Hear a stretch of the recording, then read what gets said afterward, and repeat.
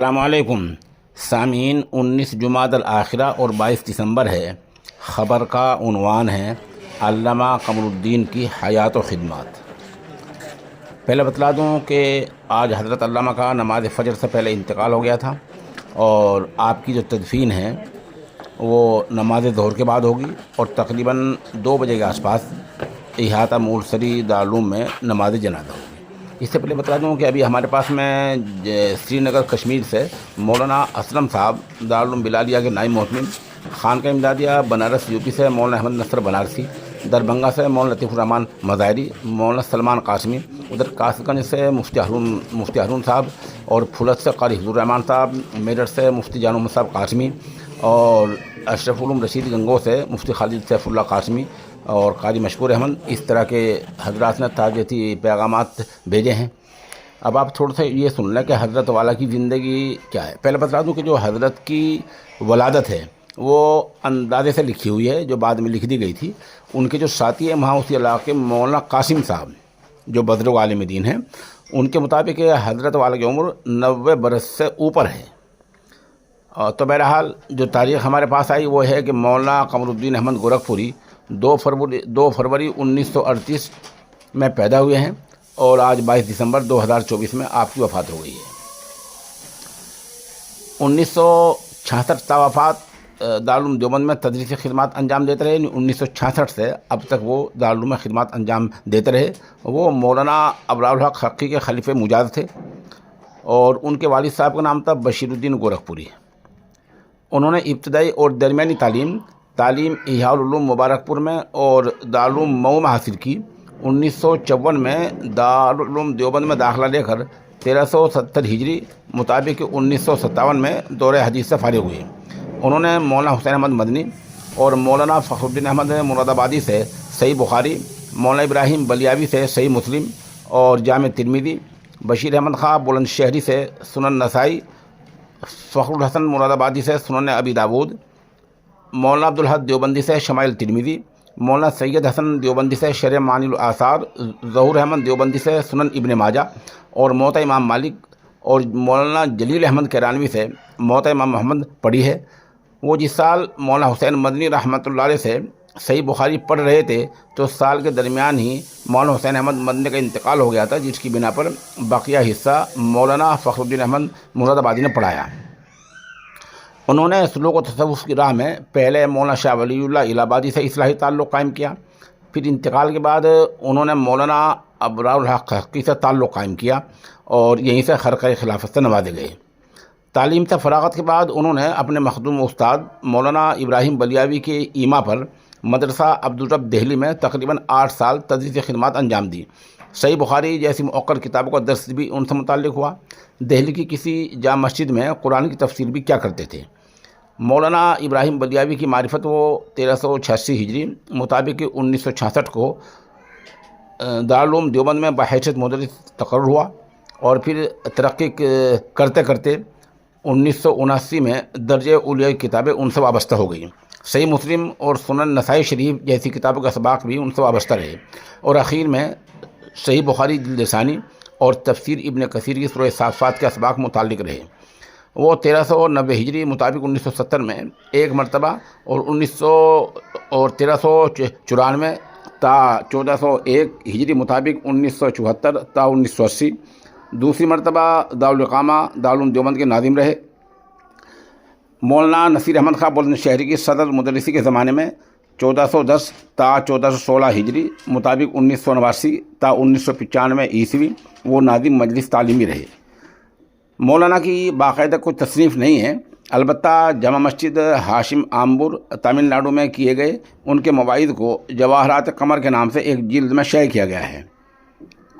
ان کے اساتذہ میں مولانا حسین احمد، مولانا فخر الدین، مولانا ابراہیم بلیاوی، مولانا بشیر احمد خاں بلند شہری، مولانا فخر الحسن مراد آبادی، مولانا عبدالحد دیوبندی، مولانا سید حسین دیوبندی، مولانا ظہور احمد دیوبندی وغیرہ شامل ہیں۔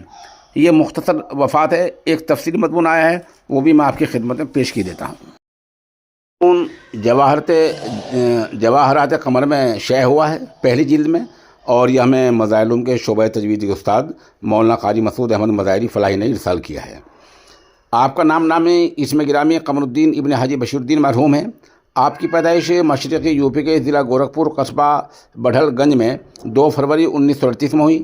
اللہ تعالیٰ نے آپ کے والد ماجد کو دینی مزاج عطا فرمایا تھا، اسی لیے انہوں نے اپنے لائق و فائق فرزند ارجمند کو علم دین کے حصول کے لیے مدرسے میں داخلہ دلوایا۔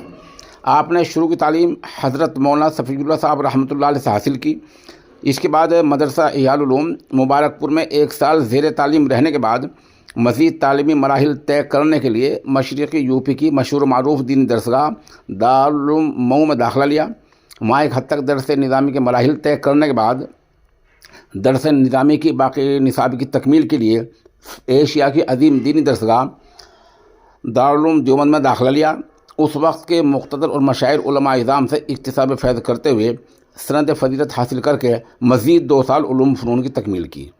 دوران تعلیم آپ اپنی نیک و صالح طبیعت کی بنا پر اپنے اساتذہ کے نور نظر رہے، خصوصاً اپنے مخدوم مکرم حضرت علامہ ابراہیم صاحب بلیابی کے آپ خادم خاص رہے، لہذا فراغت کے بعد حضرت ہی کے حکم سے مدرسہ عبدالرب دہلی میں تدریسی سلسلے کا آغاز کیا اور کم و بیش 8 سال وہاں تدریسی خدمات انجام دی۔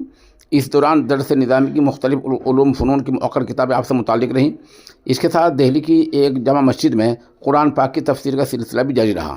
1966 میں حضرت علامہ صحابی کی معرفت سے آپ کا ازرعین دارالعلوم دیوبند میں تقرر ہوا۔ دارالعلوم میں مسند تدریس پر فائز ہو کر تقریباً 6 مہینے بعد حضرت علامہ ابراہیم بلیابی نے آپ سے فرمایا کہ آپ کی حسن کارکردگی بنا پر دارالعلوم میں آپ کا استقلال یعنی آپ کو مستقل کیا جاتا ہے۔ آپ کے اخلاص اور عند اللہ مقبولیت کی اس سے بڑھ کر اور کیا دلیل چاہیے کہ آپ دارالعلوم دیوبند کے عربی درجات کے قدیم ترین لائق و فائق استاد ہیں۔ تقریباً 47 سال سے تاحال دارالعلوم دیوبند کی متبرک متشرف مسند تدریس کی زینت بنے ہوئے ہیں اور معقولات و منقولات کی بڑی کتب خصوصاً فن حدیث میں مسلم شریف اور فن تفسیر میں بیضوی شریف کی تدریس کی ذمہ داری بحسن خوبی کا محقق انجام دے رہے ہیں۔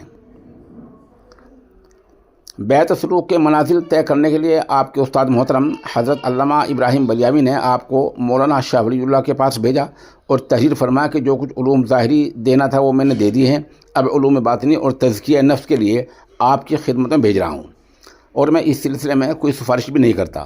تو حضرت مولانا شاہ وسیع اللہ رحمۃ اللہ علیہ نے مسکراتے ہوئے ارشاد فرمایا، یہ بھی تو ایک سفارش ہے، اور پھر بیعت فرما لیا۔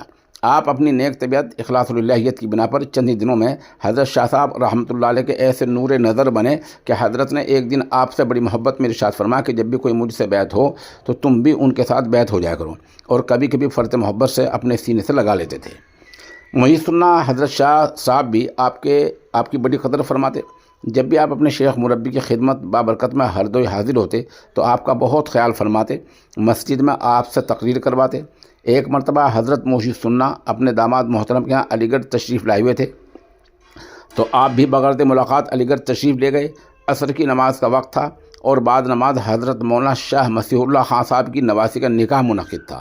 آپ نے سوچا کہ وضو نماز وغیرہ سے فارغ ہو کر اطمینان کے ساتھ حضرت سے ملاقات کر لوں، لیکن اس سے پہلے ہی کسی نے آپ کے تشریف لے جانے کی اطلاع حضرت شاہ صاحب ہردوئی کو دے دی، تو حضرت شاہ صاحب نے آپ کو طلب فرما کر بڑی محبت سے ارشاد فرمایا کہ آپ تشریف لائے اور ہمیں بتایا بھی نہیں۔ پھر بعد نماز نکاح کے عنوان پر کچھ دیر تقریر کرنے کا حکم فرمایا، لہذا الامر فوق الادب کے تحت آپ نے ایسی عمدہ تقریر کی کہ حضرت شاہ صاحب نے فرمایا ماشاءاللہ سبحان اللہ، تفصیل واقعہ کتاب میں موجود ہے۔ 1963 عیسوی میں جب آپ حج بیت اللہ کے لیے تشریف لے گئے تو آپ کے ساتھ ایک قافلہ تھا۔ ایک جگہ آپ اپنے ساتھیوں کو فضائل حج سنا رہے تھے تو کسی نے کوئی اشکال کیا، آپ نے اس کا معقول اور مستند جواب دیا۔ اتفاق سے اس مجمع میں مکہ المکرمہ کے امیر حضرت مولانا سعید خان صاحب بھی موجود تھے، جس کا آپ کو علم نہیں تھا۔ وہ بھی آپ کی علمی صلاحیت و لیاقت اور عمدہ جواب سے بہت متاثر ہوئے اور بعد مجلس ملاقات کر کے اپنے ہاں ناشتے کی دعوت دی۔ جب آپ تشریف لے گئے تو دوران گفتگو حرم شریف میں ایک جگہ کی نشاندہی کرتے ہوئے فرمایا، آج سے روزانہ وہاں بعد مغرب آپ کے وعد و نصیحت ہوا کرے گی، لہذا آپ نے حضرت کے حکم پر عمل کرتے ہوئے حرم شریف میں روزانہ بعد مغرب تقریباً 2 مہینے وہاں لوگوں کے ایک بڑے مجمع کو نصیحت فرمائی۔ دعوت و اصلاح اور تبلیغ و ارشاد کی غرض سے آپ وقتاً فوقتاً ملک و بیرون ملک کے مختلف حصوں میں تشریف لے جاتے۔ اسی غرض سے آپ انگلینڈ بھی کئی مرتبہ تشریف لے گئے ہیں۔ اسی سلسلے کی ایک کڑی تقریباً 6 سال سے ماہ مبارک کے آخر عشرے میں مسجد ہاشم آمبور میں تشریف آوری بھی ہے۔ الحمدللہ اس موقع پر آپ اسی مسجد میں اعتکاف بھی فرمایا کرتے تھے اور اپنے دلوں کو منہ لینے والے علم و حکمت سے لبریز نصیحت آموز حضرات اکابر کے واقعات وَإِنَّ مِنَ الشَّعْرِ لَحِکمَہ کے مصداق اشعار سے مزین مواعظ سے شہر و بیرون شہر کے سینکڑوں افراد کو مستفید فرماتے ہیں۔ ان سب فضل و کمالات کے باوجود آپ سراپا تواضع ہیں اور جناب رسول اللہ کا فرمان من تواضع للہ رفعہ اللہ کے حقیقی مصداق ہیں۔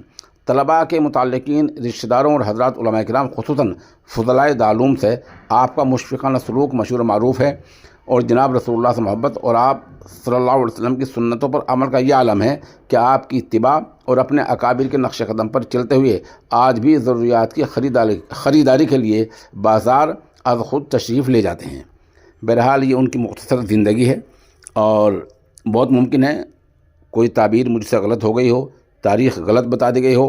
اگر ایسا ہوا ہے تو برائے مہربانی ہمارے نمبر 96 27 70 90 14 پر ان چیزوں کو بتایا جا سکتا ہے۔ گورکھپور کے علاقے میں ادھر کچھ مدارس ایسے ہیں جن کے آپ بانی رہے ہیں، جن کے سرپرست رہے ہیں، جہاں آپ کی آمد و رفت رہی ہیں۔ وہاں سے کچھ پیغامات آئے ہیں۔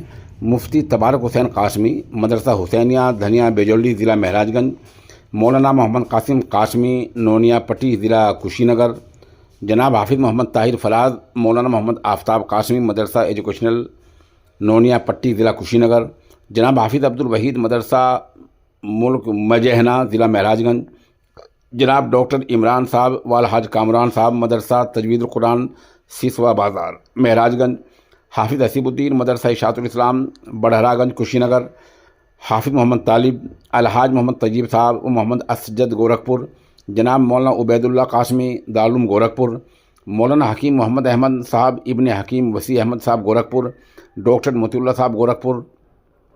ان مدارس میں حضرت کے اسفار بھی ہوتے رہے ہیں۔ ادھر مدرسہ اشرف علوم کرتھیا مہراج گنج کے محتمم مولانا قمر الحسن قاسمی نے بھی گہر رنج و علم کا اظہار کیا ہے۔